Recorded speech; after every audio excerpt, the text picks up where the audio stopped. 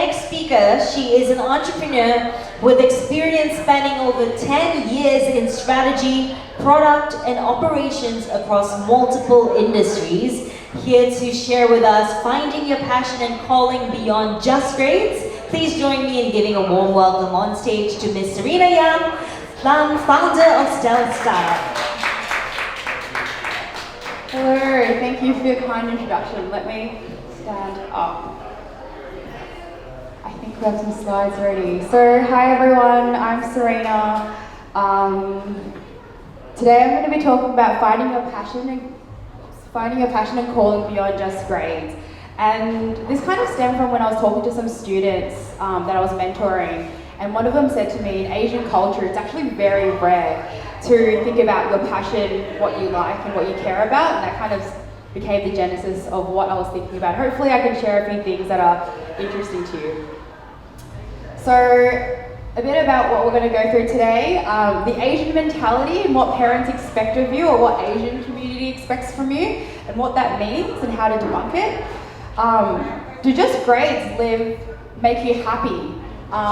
Does it actually give you a fulfilling life? Will it make you really happy and excited to wake up every Monday morning? And the last bit is just some tools, hopefully to help you with your toolkit. And then hopefully in the future as well, you can use these skills to apply for your next job as well.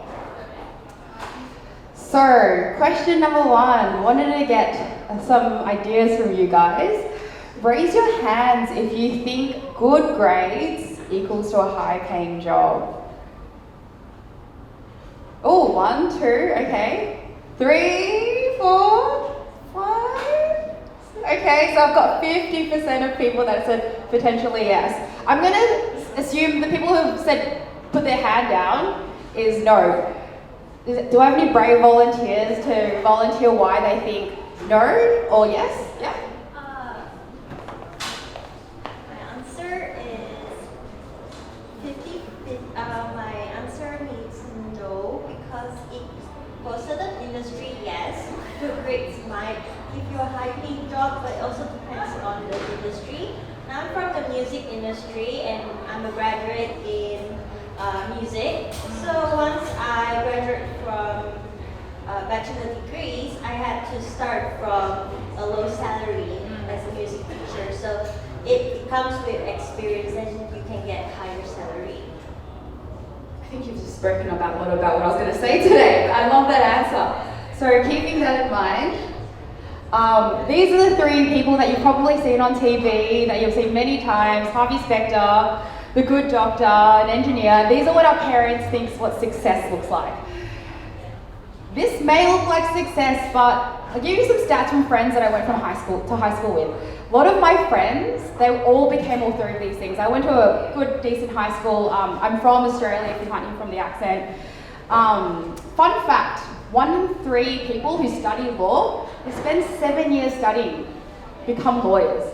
So 2 out of those 3 people that have studied law, who've gone to really great universities, don't end up doing law and becoming a legal professional. Out of doctors, it actually has, for dentists in particular, I don't know if you've heard of the statistic, but they have the highest suicide rate. And it's more of a joke because it's like a low percentage. But then a lot of time doctors don't have a lot of time to spend with their friends.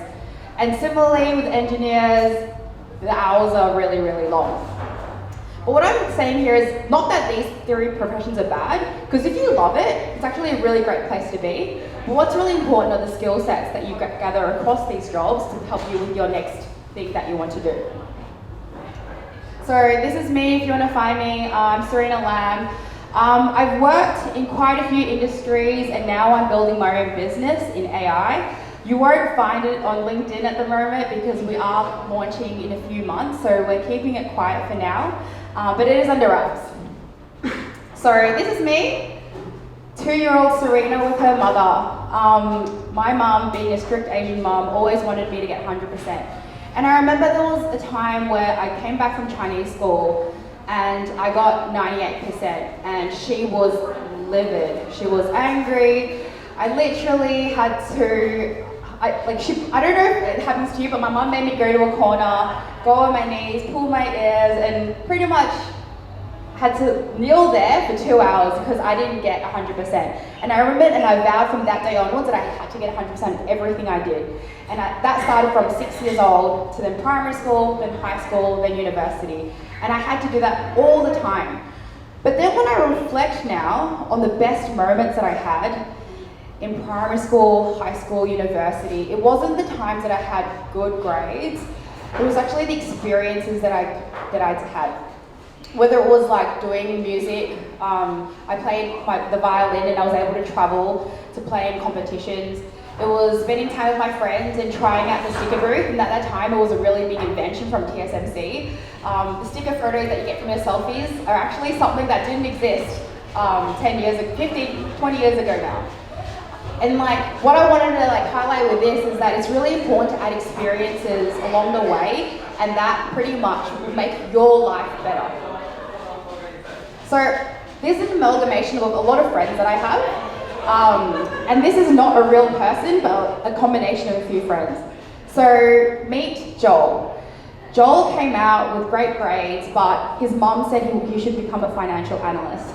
And this is actually a friend that I have. He chose to have a stable career at 21 years old. Actually, here I think there's NS as well, so he's 23 years old. But he wasn't happy. So the thing was, every time he couldn't wait to finish work at 6 p.m. And when Monday came, he was dreading it every single time. And so what would happen? It'd mean that every year you're not progressing a lot because you don't enjoy the work that you do. You don't put a lot of effort in. You're just kind of there and you're just living day to day. Whereas and they actually started off with a decent salary, but it stayed over the last 10, 15 years because they didn't try to push themselves anymore. My other friend Jane, for example, back then IT wasn't as popular as it was now. IT is extremely, extremely popular. She did a really unconventional route when everyone said IT was nerdy. She started off as a really low salary, but she really enjoyed her job. So after work, she'd do study. On the weekend, she'd go meet other developers to build stuff. And now she's pretty much a leader in her company. She travels the world and she speaks at conferences. And I think the thing that really makes me happy for her is that she's excited about Monday mornings. And I think the thing that you have to think about when you work on your career or you do any job or anything that you think about is, am I excited to go to work on Monday morning? And am I excited to work the next day? And I think if you're not, then maybe it's a question you should think about to yourself if it's the right place you should be in. So a bit about myself. I've got a very varied career. I actually started off in tech, then I worked a bit in finance. And I thought it would be really interesting to tell you a bit about my journey and story, and how being in one particular career path actually doesn't limit you if you have the right skills and you actually pick up the right toolkits along the way for the next part. So I started off as an SQL developer. I don't know if you know what that means, but it's pretty much a database developer where you're inputting code with lots of data and trying to figure out what the insights are. I then thought, okay, maybe I want to do finance because finance makes a lot of money and I'm good with data as well. But then I realized the culture wasn't really good for me and it's something that I wouldn't really enjoy. And then I went on to be a business analyst, a UX designer. I pretty much caught waves along the way. Worked in management consulting, worked in a bit of strategy as well, and I was sent to New York, became the head of product, a senior manager, and now I'm building my own business. And why I tell you about all this isn't just to show I've done a lot. It's because I want to show you along this way, all I did and all I thought about was, what do I really like and what are the skills that I need to build to help me with the next job? Through these jobs, I was able to learn things through HCD, human-centered design, agile frameworks, and then I became experts in these areas and I was able to travel the world, and the company sent me to places like US, India, China, Singapore, which is why I moved here now as well, Philippines, and I was able to go to so many places, and at a relatively young age as well, because I put myself in positions where I really enjoyed it as opposed to doing things that someone told me to do. And by 25, I actually made more money than all my friends, and they were doctors and lawyers, etc., because I chose to do things that I really liked. So hopefully it's given you some sort of inspiration to follow what you really like. I have some tips that's really helped me to shift my mindset, and hopefully it can help you as well. The first one is overcoming fear and taking risks. When people die, the first thing that they regret, when people are on the deathbed, the thing that they say that they regret the most is that they wish that they took that extra risk. They wish that they asked that person out earlier. They wish that they did that business that they're thinking about. They wish. That's the number one thing that they think about. They don't talk about, but the people who've taken the most risk, they're the ones that have said, I've lived a full and happy life because I've tried everything and I'm very happy with what I've done. The value of failure.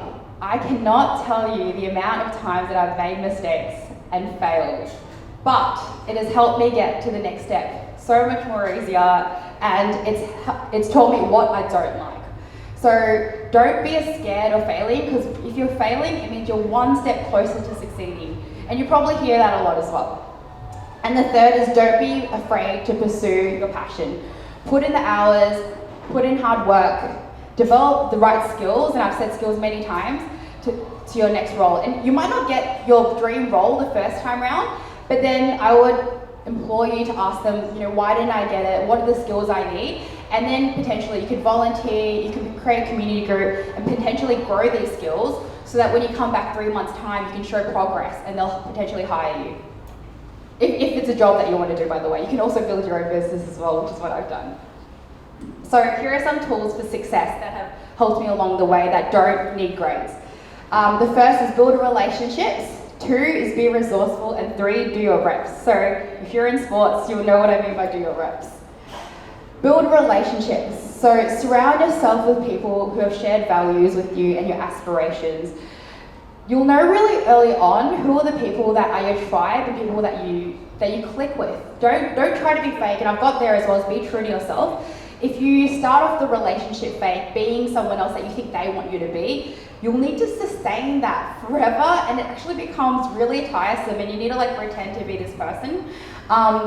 Always be true to yourself and find people that are similar to you, and give back to others. I know that there's this, I don't know if you've heard the give, take philosophy, but a lot of people in this world take but don't give. I feel like with every relationship, you need to build these relationships to get to where you want to be. Be resourceful, so be curious and always ask questions. After every talk that I go to, if I go to a meetup, if I'm at a lecture, I always ask questions, because 1, it shows that I've listened, but 2, it means that you're curious. I think the worst thing is if you go to something and you spend 40 minutes, you don't even ask a question, because it means that you're not engaged into something. So I always ask questions, and don't be shy, because you'll leave and thinking, oh, you know what, I'm really curious, and then I can't find the answer on Google, and now I don't know what to do, and now I'm annoyed at myself. I should have asked earlier. And you can also build relationships that way too. When you're in a role, one of the things that I always look for when I hire people is people who take initiative to solve problems. If you were to give me 2 people, that one person who's slightly better skilled than the other, but the other person goes out of their way, either finds it on Google, finds the right people, I'd rather hire that person because they're resourceful and explore new possibilities as well. The last one is do your reps. So this is a sports reference. The 2 people that I'd like to reference is Kobe Bryant and Cristiano Ronaldo. So Kobe Bryant, he always woke up at 4 a.m. every morning to go to the gym. Everyone else started at 8 or 9, whatever, but he always started at 4 a.m. He wasn't the best when he started off, but then he became the best because he put in the hours and he put in the time. With Cristiano Ronaldo, he was actually the worst. He was known for the most powerful kick, but it actually wasn't straight. And so what he did after work, after work, and after every practice while everyone was going out, was he went to a park a bit further away because he was a bit embarrassed, and he practiced his kick without anyone knowing. And by the end of it, he's probably the most well-paid football player in the world. So don't ever be afraid of not knowing something, and I've never been afraid of not knowing something. Always do your reps. Listen to it 1,000 times, listen to YouTube, go on Spotify, listen to podcasts, and you'll end up knowing it. Work harder and longer than others, reflect and improve while you make mistakes, and if you're not making mistakes, you're not trying hard enough, and believe in yourself and your abilities. I've realized I had a different slide, but we can use this quote as well as a screenshot one. But move forward, and good things are always up ahead. hopefully you enjoyed this presentation and give me some ideas for the future. Opening it up for Q&A.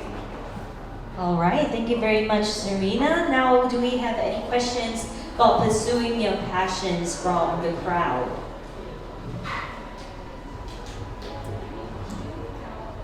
Any questions at all? Remember, one of the pointers that Serena mentioned is about, taking charge and being resourceful. She's here right now, so don't be regretful later on that you didn't ask a question during this period. Okay, I think let me start the ball rolling. I have a question for you.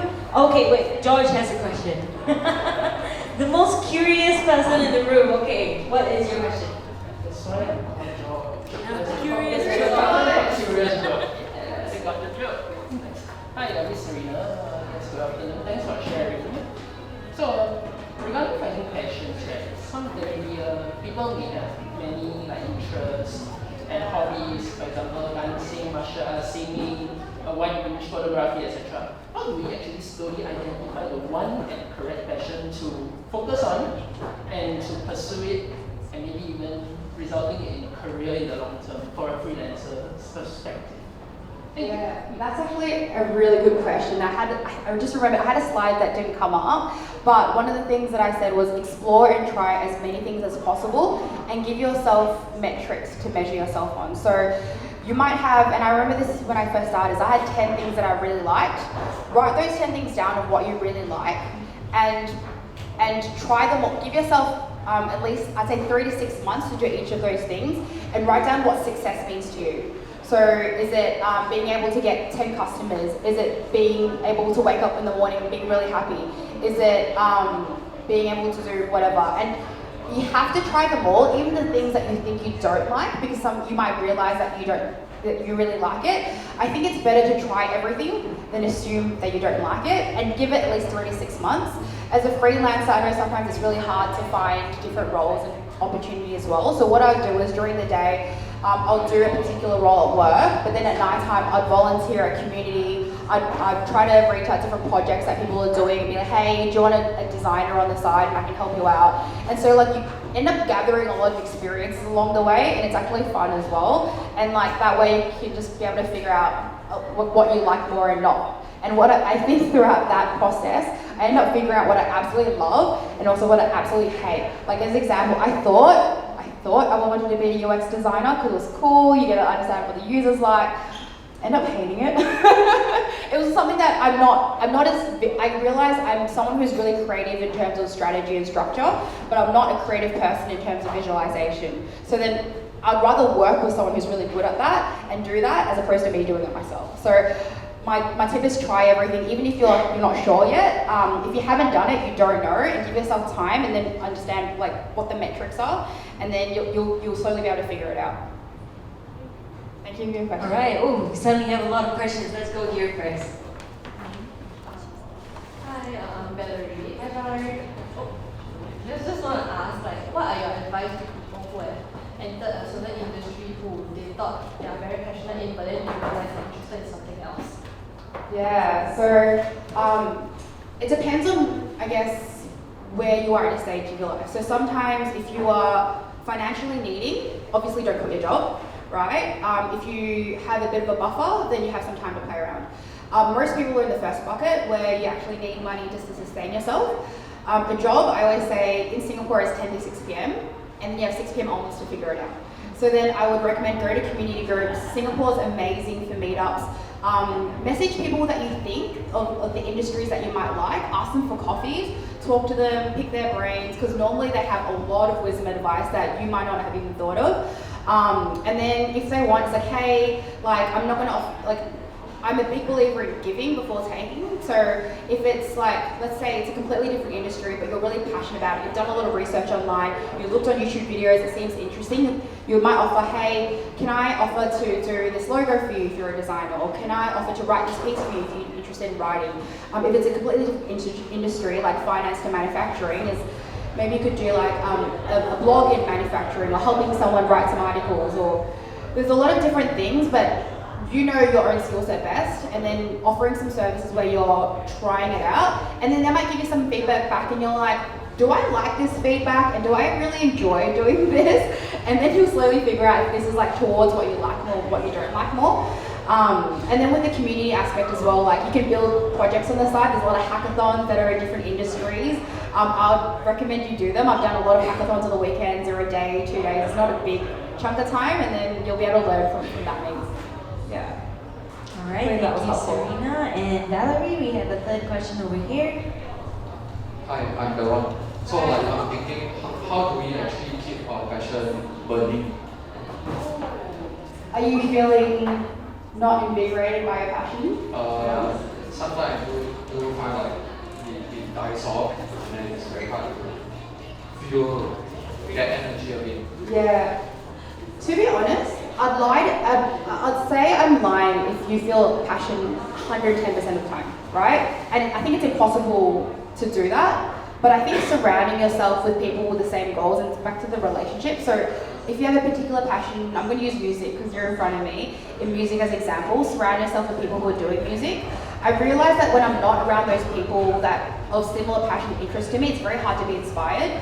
So in times where I'm not feeling as passionate, I hear about their stories and seeing how great they're doing, it makes me want to go harder because I can see what's possible, and especially when they're at similar stages or just slightly above me as well. Surround yourself with people like that because then it makes me realize, okay, if they can do that and they've been able to do it in the last 2 months, why can't I do that? Right, so I always try to surround myself with people like that are doing that right now. So as an example, with my company right now, we're talking to investors, and a lot of my friends are raising right now, and they've raised money, which is a step before me because they raised 6 months ago. And I surround myself with people like that because I'm like, okay, what do I need to do to learn how to raise? It's something that I'm not super familiar with and comfortable with. And because they've done it, it's made me have a lot more passion to be, or even a bit more of fire. Because when I'm not around those people, I realize that I'm like, oh, I can't do it, it's really hard. So I think surrounding yourself with the right people is really important as well. Yeah. All right, that was a very good question so far. Do we have any more questions from this side of the room? Front. Yeah, but okay. So after this question, I think we have time. We still have time. So if you have any questions, do feel free to raise your hands. Hi, my name is Valerie. Hi, Valerie. And I just got a question, right? I know that people tend to job hop to find out what is the job that's suitable for them. But then again, how long do you give yourself a timeline to explore during your youth, and when you should stop? Yeah, it's the 3 to 6 month timeline, similar to the one before. And always give yourself goals so you know what you're looking for. If you were to do something for 3 to 6 months, you have to know what you're trying to achieve, what you want to figure out. If you don't give yourself a goal or a bit of a metric, like you have to measure yourself, you won't know if it's the right thing to do. So if it's, like, let's say it's like there's 2 separate ones, one's music and one's teaching. I would do it for at least 6 months and then give yourself a goal. If it's teaching, is like, do I like seeing students every day? Do I enjoy preparing the syllabus? Do I enjoy, when I wake up, my best question is, when I wake up on Monday mornings, do I feel excited to go? That you should measure yourself and then check in with yourself every month to see if it's tracking towards it. If it is, great, you're on the right path. If it's not, then you're probably not on the right path. So frequent check-ins, frequent reflections, and then having to think about if this is what you need. But I always recommend like writing it down and knowing what your goals are and being really clear on that. There's this quote: "Is what you don't measure doesn't happen." So always reflect, always measure. It doesn't have to be like too intensive, but at least you know and you have something to reflect on. Yeah. Does that answer your question? I think the question was more of like the age. Yeah. Like, how long do you give yourself till? Explore Yeah. options out there, and then you said, okay, I'm gonna stop. Yeah. Yeah. Um, Hopping. Is there an again, age? No, that's a good question, and I think it comes back to like also the financial status, right? Because we have to be realistic. We have to live, to pay for rent, right? I think I would keep finding it. I don't think there's an age. There are people who I know that are 50, 60 years old. They were my boss's boss, and they said to me, "I'm still figuring it out." So I don't think some people will never ever figure it out, and that's okay, but you have to enjoy what you're doing. like along the, like if you're hating every Monday morning and you're, then 6 o'clock you're like waiting to leave work and everything, like that's not a fulfilling life. And so I don't think you should put a time frame on it, and there are people who will never figure out, who are still trying along the way. But yeah, and if you have a financial kind of buffer, then you have a bit more of, you know, a playground to play with and do different things on the side. But I don't really think that there's an age. I think you can just keep trying, because the worst thing is you're 70 years old and then you end up hating it, and then you end up, you're like, or not 70, 90, and you're on your deathbed and you're like, oh, I wish I found it, or like I wish I found out about this job. And the chances are, if you haven't found it yet, maybe you haven't put yourself in the right places of those industries, because there's millions of jobs out there, and now with AI, there's millions of jobs that haven't been created as well. So the jobs that you know right now aren't equivalent to the jobs that will happen in the next 10 years, and they'll be very different as well. Like 10 years ago, no one heard of a product manager. Like 10 years ago, no one heard of a UX designer. Like the jobs that we have 10 years from now, we would have never heard of it today. So that could even be a thing. Like, actually, this is another thing. I've been in positions before where I didn't really like what I was doing, but I was able to define my role. So I said to my boss, hey, these are the things I like doing, this is what I didn't like doing, and have those regular check-ins with like your mentor, your boss, or whoever it is, and they were able to create a role for me and come up with whatever title I want. I didn't really care what the title was, but you're able to do that as well, and that will, I genuinely believe, like the industry is moving towards new jobs, new creations of roles, and you definitely will find it to put yourself in the right positions and places. Yeah. All right, final call. Does anyone else have questions for Serena? Okay, if not, I have a final question to close off with. So you talked a lot about, you know, passion and stuff like that, but I realized in your presentation that you didn't actually mention what you were passionate about. So maybe you could share that with us, and if I guess there's a generic vision of the company, if you're not going to disclose what it's about yet, then at least maybe the vision of the company, and if it is a part of your passion. Got it. Passion, that's a really good question. To be honest, my passion's a bit boring. I really like technology and seeing things grow, but technology wasn't cool when I did university, and technology wasn't fashionable when I started off with work. And the reason why I like technology is I love building things and seeing things grow. So yeah, for me, every role that I've done, it's something that I found challenging and hard to do, and something that I was able to grow in. Hopefully that answers it a little bit. Yes, so basically you've always been curious in the technology type of stuff. Yeah, okay. And then the second one was around the vision of my company. Yes. Yeah, so we're looking in the AI space, and not Gen AI, because Gen AI is really buzzy, I guess a buzzword nowadays. I'm actually looking at a step above that, so it's the AI models to help support a lot of the B2B software. I've realized I went to the startup land and consumer space, and I really like the enterprise space. So I've kind of gone to the startup land. So the last 3 roles you would have seen, senior product manager, head of product, they're all for like really great and fast growing startups, and they're for consumer and just B2C. But I realized that after those 3 years, I really like B2B. So I'm moving back to the B2B space, and that's part of me finding my passion as well. And I'm building a startup in the B2B space. All right, well, thank you so much about, you know, sharing your visions, your passions, and encouraging us to do the same as well. So once again, join me in thanking the very beautiful Miss Serena. Thank you so much.